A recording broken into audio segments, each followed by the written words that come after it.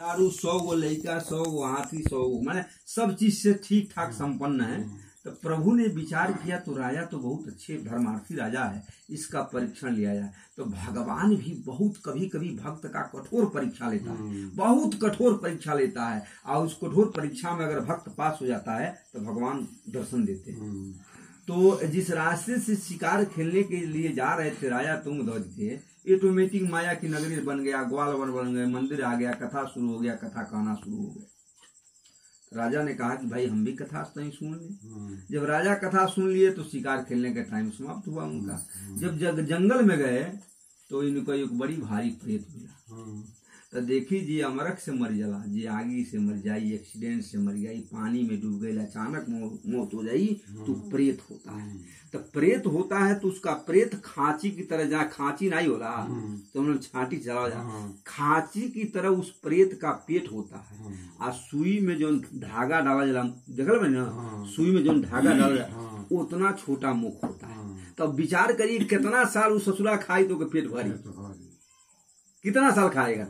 तो जो प्रेत देखा राजा को, तो राजा से कहा कि भाई हम तो कई साल से भूखे हैं, हम आप ही को खाएंगे।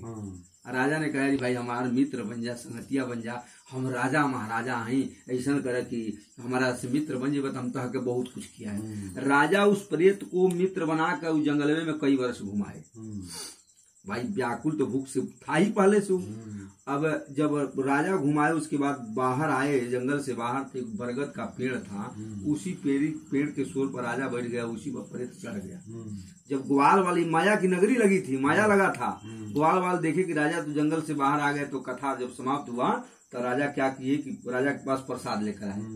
राजा तो कथा सुने, वहां भी कथा सुने, भाई प्रसाद नहीं लिए, कथा सुने प्रसाद नहीं लिए, शिकार खेलने के लिए चले गए। जब यहाँ आए जंगल से बाहर तो ग्वाल वाले लोग प्रसाद लेकर आए, तो वहां भी राजा प्रसाद का तिरस्कार कर दिया। हाँ, तो वहां भी नहीं प्रसाद पाए, यहाँ भी नहीं प्रसाद। जब प्रसाद नहीं पाए तो प्रेत उतरा बरगद से पेड़ से, प्रसाद पाते हुए वो प्रेत का बैकुंठ हो गया। प्रसादवा पाया उसको बैकुंठ हो गया। सभी ग्वाल वाल और राजा महाराजा देखकर बहुत चक्कर में पड़ गए, बाप रे भाई प्रसाद में कौन भर, इतनी क्वालिटी है, माने इतना पावर है कि प्रेत है, भयंकर प्रेत है, अब प्रसाद पाया इसको बैकुंठ हो गया। तो राजा को क्या दिखाई दे रहा है, राजा की सब संपत्ति दास नाश होकर सब समाप्त हो गई। राजा घर आए तो देख रहे हैं कि भाई तो सही सत्यता बात। रात में जब सोए तो भगवान ने स्वप्न दिखाई दिया कि राजा आपने एक नहीं 2 गलती किया है। वहाँ कथा सुना, प्रसाद नहीं लिया, यहाँ प्रसाद आया तो प्रसाद का आपने अपमान किया है, ये दोनों गलती आपको बहुत भारी पड़ गई है।